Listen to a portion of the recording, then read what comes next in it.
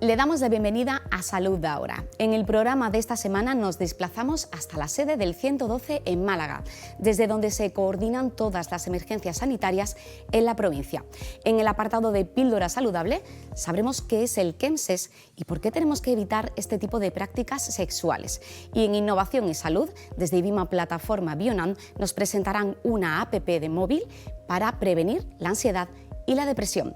El personaje de la semana es el jefe de servicio de cirugía cardíaca, aórtica y vascular del Hospital Vitatsanit Internacional, el doctor Pedro Aranda. Pedro Aranda es jefe de servicio de cirugía cardíaca, aórtica y vascular en Vitatsanit Internacional, un doctor que realiza más de 700 intervenciones cada año y lleva ya unos cuantos. Bienvenido a Salud Ahora. Nada, Marina, muchas gracias por invitarme y aquí estamos para hablar un ratito. Para hablar un ratito de cirugía cardíaca, porque aunque todo el mundo puede hacerse una idea al final de lo que es una intervención de corazón, evidentemente, nadie sabe lo que es estar esa cantidad de horas con ese gran equipo en quirófano, realizando una intervención muy importante, unas más, otras menos, de lo que al final es el motor del cuerpo. Pero bueno, antes de nada, como en Salud Ahora somos muy pedagógicos, me gustaría que explicara, por favor, en qué consiste la especialidad. Bueno, la especialidad inicialmente empezó como una cosa muy amplia y trataba todo lo que es el corazón y toda la patología de todas las arterias y todas las venas del cuerpo.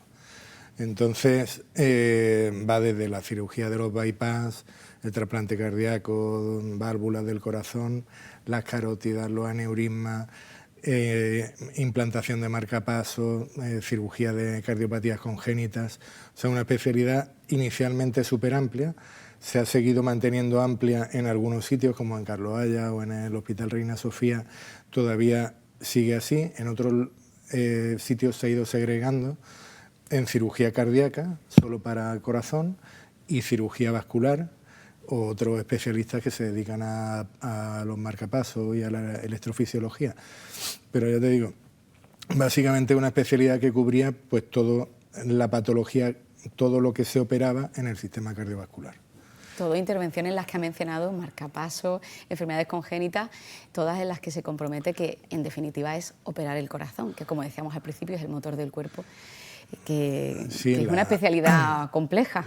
Doctor. Una especialidad que lo que tiene es que el día antes de la intervención, el día de la intervención y el día después de la intervención, incluso si todo va bien, yo creo que todos los que nos dedicamos a esto estamos preocupados, porque quiera que no, aunque sepamos, aunque tengamos la experiencia, aunque vayan los años, siempre hay un momento de verdad y de que este es el momento que tenemos para solucionar el problema. Un problema serio, además, porque que cuando muchas una persona veces pasa por quirófano... Muchas veces son de vida o muerte, como se suele decir. Otras son operaciones más arregladas. Pero en cualquier caso siempre tiene una parte que todo el mundo tiene que estar muy concentrado en lo que está haciendo y siempre pues hay un grado de preocupación, ya te digo, incluso varias horas antes y después, ¿no? Pero bueno, es lo bonito también, sobre todo cuando hay casos que vemos que son especialmente complejos, que no es que tengan... O sea, que el paciente no tiene otra opción muchas veces, que no hay futuro si no se pasa por ahí. Y cuando esos casos van bien, pues lo que hace que uno siga apasionado con este trabajo. Eso le llamo yo el salario emocional, que creo que, totalmente, que los médicos en general, la medicina y los profesionales que trabajan en salud, creo que sí, es muy importante y por eso ahí está la vocación, ¿no? ¿Cómo es un corazón, doctor? Un corazón cabe en la palma de según qué mano, quizás en la mía no, porque es más pequeña, pero explique un poco cómo es, en definitiva, este órgano del que se romantiza un poco, porque el corazón, bueno, lo tenemos en este lado del cuerpo, en el lado izquierdo. Explique cómo es. Bueno, sí, no muy parecido a lo que vemos del corazoncito no, desde típico. Luego.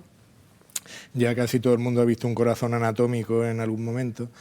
Tiene pues sus cámaras, pero básicamente es una bomba que es lo que envía sangre a todo el organismo, y por eso pues late no sé cuántos millones de veces a lo largo de nuestra vida, y cuando deja de latir pues se acaba la vida. Básicamente ese es el romanticismo que tiene, pero la verdad que es apasionante verlo también, cómo la naturaleza ha creado una cosa que por un lado es simple, porque es una bomba para mandar la sangre, pero por otro lado tiene una complejidad tremenda y funciona de forma automática, y es un milagro, la verdad.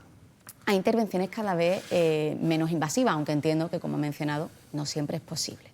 Y precisamente mañana celebran unas jornadas en Vita Sanity Internacional sobre el 20 aniversario de la primera intervención. Sí, la verdad que el tiempo pasa volando. Hace ya 20 años que empezamos. El hospital lo inauguró el doctor Manuel Concha, que era el jefe de servicio en Córdoba. Yo hice allí la especialidad y me vine con él cuando acabé la residencia. Y fue ya pues 2005-2006 desde que empezamos a trabajar en este hospital. Ha cambiado mucho porque inicialmente las clínicas o los hospitales privados se dedicaban a cosas de menos complejidad, y siempre lo grande iba para el sistema público, pero la verdad es que se ha ido consolidando a lo largo de todos estos años y convertirse en un verdadero hospital, y se hacen intervenciones de una complejidad tremenda, tanto como en cualquier otro centro. Y la verdad que estamos muy orgullosos de todo el equipo. ¿Qué equipo humano compone el servicio? Para llevar a cabo una operación, sobre todo de corazón, es necesaria muchísima gente. Hace falta 1 o 2 anestesistas, personal de enfermería súper cualificado, hace falta un perfusionista, que es el que lleva la circulación extracorpórea mientras el corazón está parado. Hay que mantener la circulación por otro sitio con una máquina, y eso hay también personas dedicadas a eso. Hay varios cirujanos, en fin, es un equipo tremendo. Eso es solo en la intervención. Luego hay un papel muy importante en la recuperación, que luego es en cuidado intensivo, que hay una gente también excepcional, y incluso en planta y en rehabilitación cardíaca después. O sea que la verdad que para que este milagro que es parar un corazón, arreglarle algo y que funcione y que luego la cosa vaya bien, intervienen muchísimos pasos, y por eso era un poco la complejidad, y celebrar que estamos en un momento de madurez de poder reflexionar, ¿no? Y echar la vista atrás con orgullo, me imagino, con aprendizaje también. Sí, hombre, y con muchos retos por delante todavía. O sea, y bueno, eso por supuesto. Desde luego que los equipos multidisciplinares, que no todo el mundo presume de la importancia de lo que ha hecho usted, de la importancia de la cohesión entre servicios, es fundamental, porque un paciente es paciente, pero cuando entra en un hospital, al final se siente totalmente con la confianza en los profesionales que lo van a atender, y como hablábamos al principio del todo, el corazón es el corazón.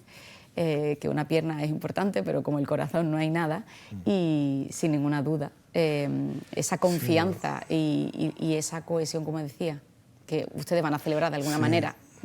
Sí, un poco fundamental. También lo que intentamos hacer es apoyarnos con cardiología. Valoramos los pacientes en lo que se llama Heart Team, o equipo del corazón, porque siempre hay varias opciones, o casi siempre hay varias opciones, y para que no sea uno solo el que decida, pues mira, mejor le vamos a hacer o se le va a poner una válvula por la ingle, o se le va a poner una abierta. Procuramos siempre discutir, entre comillas, todas las actuaciones que hacemos, y que cada uno aporte su visión del tema y de lo que es experto de verdad. Entonces, al final el que gana es el paciente, pues no se compite, intentamos que se trabaje en equipo y que diga, mira, esto es lo mejor que se puede hacer, creemos que esto, y de verdad creemos que es esta opción, ¿no? También nos pasa con radiología intervencionista, que nosotros, por ejemplo, en la cirugía periférica, en una carótida, por ejemplo, que esté obstruida, pues tenemos la opción de un stent, o tenemos la opción de operarla, abrirla y limpiarla. Pues nos ajustamos siempre que podemos a las guías clínicas que están totalmente establecidas y el paciente pues lo hacen los compañeros de radiología intervencionista o lo hacemos nosotros haciendo la operación que esté demostrada científicamente que es la que corresponde, ¿no? Sí, siempre con esos márgenes de seguridad y con la experiencia, evidentemente, de un servicio, pues bueno, pues al final muchos servicios en un mismo centro que, bueno, pues ante una duda o cualquier necesidad, pues consultan, eso da tranquilidad a los pacientes. Sí. Y antes de terminar, doctor, ¿cuál es el futuro de la especialidad? ¿Cuál es el futuro de su especialidad en su centro sanitario?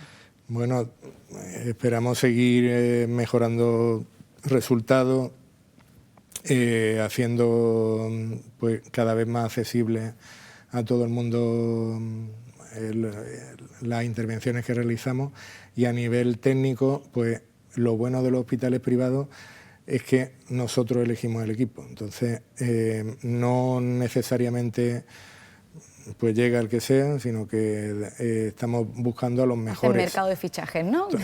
Totalmente. Y tenemos la opción del doctor Heijmen de Holanda, que para que tenga una idea, hace él solo más de entre 200 y 300 operaciones de corazón al año.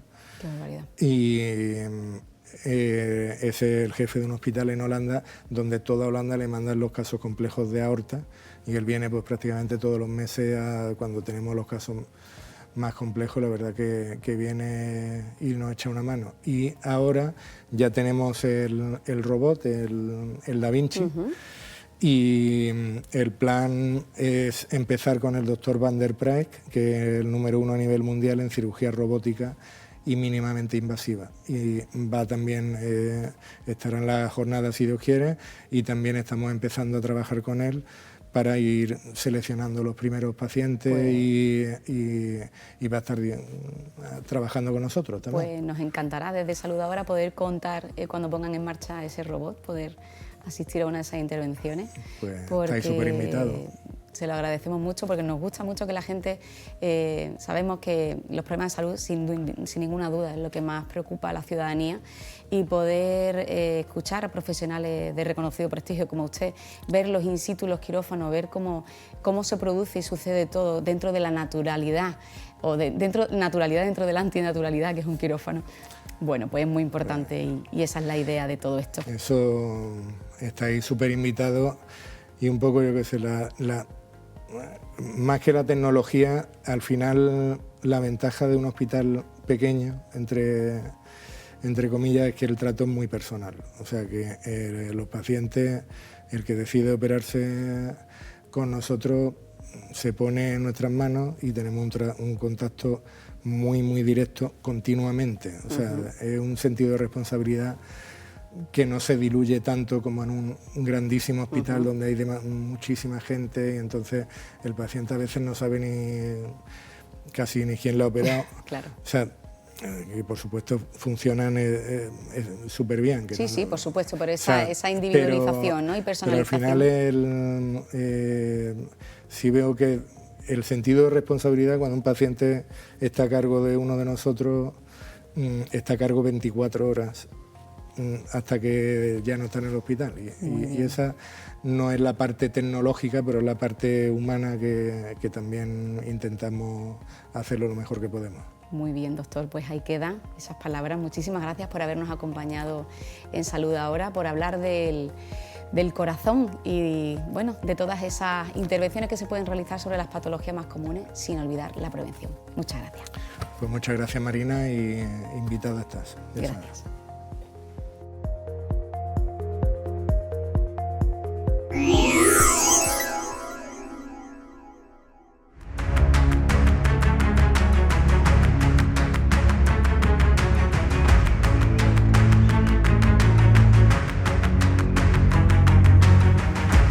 Nos encontramos en la sala de emergencias 112 de Andalucía, en su sede en Málaga, y cuando una persona llama porque tiene una urgencia, una emergencia, se activan los operativos que tienen que acudir a atender esa emergencia.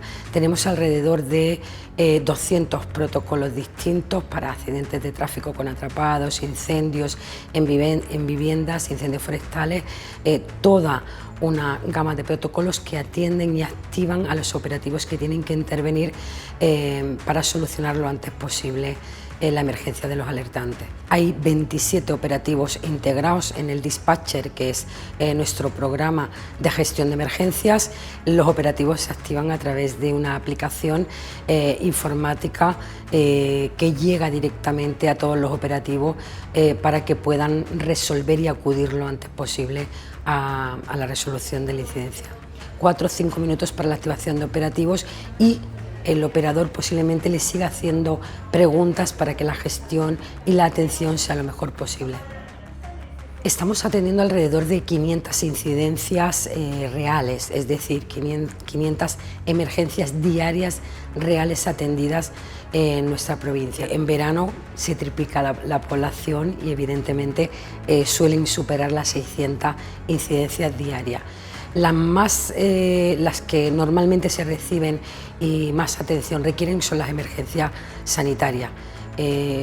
Siempre hablamos de la excelente coordinación que tenemos con 061, pero también implica a otro tipo de operativos, ¿no? Porque no solamente son incidencias sanitarias puras, sino que también tenemos accidentes de tráfico como la segunda incidencia que se atiende más, incendios forestales, por supuesto, sobre todo en época estival, y después pues seguridad ciudadana son las incidencias que más se atienden. Lo más importante en la llamada es dónde me encuentro, aunque ya hemos comentado que tenemos un sistema ML donde la localización es exacta, es calle y número exacto de dónde se encuentra el alertante y qué es lo que sucede. Son las dos preguntas más importantes que el gestor de llamadas va a realizar a la persona alertante. Sobre todo dónde sucede, porque a veces llamamos desde un espacio donde no está ocurriendo la emergencia. Puede que yo tenga a mi madre enferma y la tenga en otra ciudad, pero no la localizo y llamo desde Málaga para decirle que mi madre está en Teba, ¿no? O está en Cañete la Real. Entonces la llamada me ubica en Málaga y la emergencia está ocurriendo en un municipio porque creo que a un familiar le puede estar ocurriendo algo, ¿no? O me ha podido llamar el familiar con una llamada desesperante y yo llamar al 112 para decir que mi familiar necesita ayuda. Por lo tanto, la primera pregunta es ¿dónde es la emergencia? Y también qué es lo que está ocurriendo, ¿no? El proyecto Reja es un proyecto que hace la Junta de Andalucía como ayuda a la población en caso de que se produzcan pérdidas de comunicaciones. Es un sistema que tiene repetidores propios y además tiene sistemas de backup de distintas tecnologías y distintas comunicaciones en caso de que, como pasó en el Cero Nacional, que se caiga todo el sistema, nosotros podemos tener un respaldo. Dos casos muy importantes que hemos tenido en la utilización del sistema de comunicaciones en Reja fue en el caso del 0D Nacional, en el que se cayeron las comunicaciones y el sistema de Reja nos permitió la comunicación entre distintos operativos y distintos municipios al centro coordinador, al 112 de Andalucía, poder gestionar las emergencias que se iban produciendo en el municipio o en la provincia. Y también con el tema del tren de borrasca que se produjo sobre todo en la serranía de Ronda, repartimos a todos los ayuntamientos un dispositivo, un walkie de Reja, para en caso de que pudiesen o perdiesen las comunicaciones, poder contactar con el PMA que montamos en Ronda.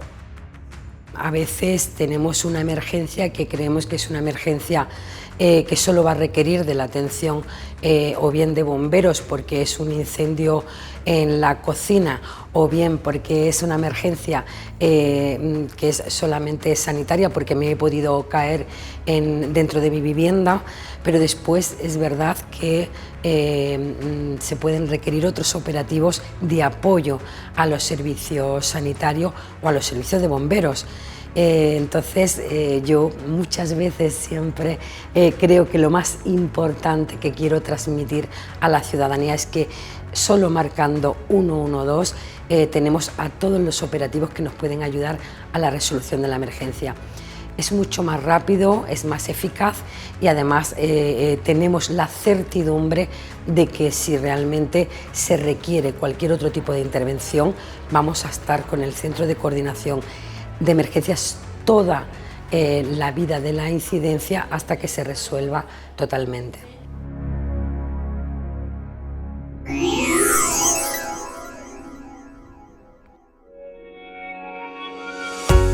Desde la Unidad de Salud Sexual queremos informaros sobre lo que consiste el KENSEC. El KENSEC es el uso de drogas cuando se mantienen relaciones sexuales. Está últimamente muy extendido, generalmente los usuarios de KENSEC son hombres que tienen sexo con hombres y se suele realizar tanto en zonas privadas, en un domicilio, en sitios específicos, en bares o en locales específicos para el KENSEC o en sitios de cruising, de zonas públicas o parques al aire libre, donde o bien se realiza el KENSEC allí mismo o de allí se llevan a los domicilios o a otros locales pues parejas que se consideren que se quiere tener ese tipo de relación sexual con ellos. Hoy en día el uso del KENSEC está generalmente centralizado en el colectivo de hombres que mantienen sexo con hombres. Sobre todo en España y específicamente en Málaga, la mayor parte de personas que utilizan el KENSEC en sus prácticas sexuales, el uso de drogas, son hombres que mantienen sexo con hombres. El peligro que puede tener este consumo de drogas es que las drogas están diseñadas para generar una necesidad continua de seguir consumiéndolas. El problema del uso del KENSEC consiste generalmente en que el viaje o el colocón o la fiesta aumente, vaya más o interfiera con algunos medicamentos que las personas que lo consumen puedan tomarse y multiplique el efecto de las drogas que se consumen. Dependiendo del tipo de droga, de la cantidad de droga y de lo habituado que esté la persona a consumir esas drogas, pues los efectos serán de una manera o serán de otra. De hecho, hay guías editadas por el Ministerio de Sanidad para evitar que haya males mayores a la hora de consumir drogas. En ciudades como Barcelona o Madrid hay muertes a diario como consecuencia del consumo de drogas. El uso del KENSEC generalmente se presupone que es para disfrutar más de algunas prácticas sexuales que pueden ser dolorosas, entonces el tipo de drogas que se utilizan disminuyen ese dolor o hace que se soporte ese dolor, y en ocasiones también se está relacionando más que como un consumo única y exclusivamente de drogas y después sexuales, actos sexuales, como una forma de comunidad, gente que necesita o sentirse que pertenece a un grupo. Uno de los problemas del KENSEC es no poder separar a posteriori lo que es mantener una relación sexual sin consumir drogas. Entonces, una de las preocupaciones principales que tenemos con la gente joven y con los usuarios actuales del KENSEC, desde la Unidad de Salud Sexual que está aquí en La Roca, os podemos ofrecer ayuda o derivaros a centros específicos para poder controlar después esta situación.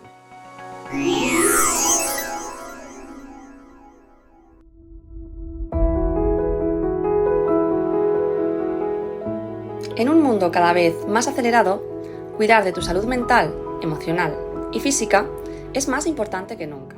Un equipo de investigadores de IBIMA Plataforma Bionan participa en un proyecto internacional llamado Pandora, que emplea una aplicación móvil para prevenir la ansiedad y la depresión. La ansiedad y la depresión son dos de los trastornos psicológicos más comunes y frecuentes. De hecho, solo en España aproximadamente 2,5 millones de personas sufren de depresión y otros 2 millones de ansiedad. Y actualmente contamos con tratamientos eficaces, pero para hacernos una idea, el 40% de los casos de depresión y ansiedad en el año son casos nuevos, es decir, personas que nunca antes habían tenido estos problemas o no tenían síntomas, llegan a desarrollarlo. Por eso es tan importante poner el foco en la prevención, para que estas personas que no tienen síntomas o tienen una sintomatología baja no lleguen a tener estos problemas y por tanto no necesiten un tratamiento. El proyecto Pandora integra una aplicación móvil que está diseñada para mejorar el bienestar emocional de las personas a partir de una intervención basada en 4 pilares que han demostrado científicamente su eficacia en la prevención de estos trastornos: la actividad física, el descanso, las relaciones sociales y el bienestar emocional. Entonces, las personas que participen van a poder usar la aplicación a su ritmo, según su motivación y su disponibilidad, de forma que tendrán todos los contenidos abiertos y serán ellos mismos quienes van filtrando las actividades en función de los temas que sean más pertinentes para su caso particular y también en función de su tiempo. Podrán tener actividades de 5 hasta 10 minutos y de diferentes formatos, como trivials, textos, infografía. A partir de una serie de cuestionarios, genera un plan preventivo que se va implementando a cada usuario en función de su motivación y su disponibilidad de tiempo.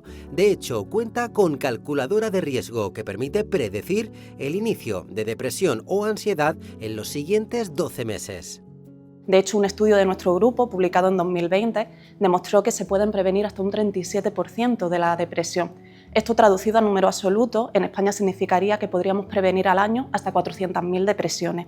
Y además, teniendo en cuenta de que prácticamente toda la población adulta cuenta con un teléfono móvil y acceso a Internet, podría significar que Pandora sería una aplicación muy factible para llegar a millones de personas, tanto en España como en Sudamérica, y mejorar su bienestar emocional. Para participar en el proyecto Pandora puede ser cualquier persona que tenga entre 18 y 65 años y que resida en España o Chile. Es muy fácil participar, lo único que hay que hacer es introducirse en la página web del proyecto, que es www.pandorasalud.org, y en el apartado Participa se le van a plantear a las personas una serie de preguntas, un cuestionario muy breve, para saber si es el perfil adecuado, el de esa persona, y luego a partir de la web digamos que se guía a la propia persona en el proceso para descargar la aplicación de manera muy sencilla. La aplicación es completamente abierta y gratuita y además digamos que se va actualizando al mes, a los 6 meses y a los 12 meses. Se van a plantear una serie de preguntas de salud y se le devolverá a la persona un informe de bienestar personalizado. Además, en el estudio Pandora, una parte de los participantes se le presentará la oportunidad de llevar una pulsera de actividad que registra tanto el sueño como la actividad física, porque digamos que uno de los objetivos de la intervención Pandora es también ver si la intervención es efectiva en la mejora del sueño y también en la mejora de la actividad física. Ante esta herramienta preventiva y de fácil acceso, los investigadores animan a personas con edades comprendidas entre los 18 y los 65 años a participar, porque además de prevenir la ansiedad y la depresión, también puede mejorar el bienestar físico y emocional de la población.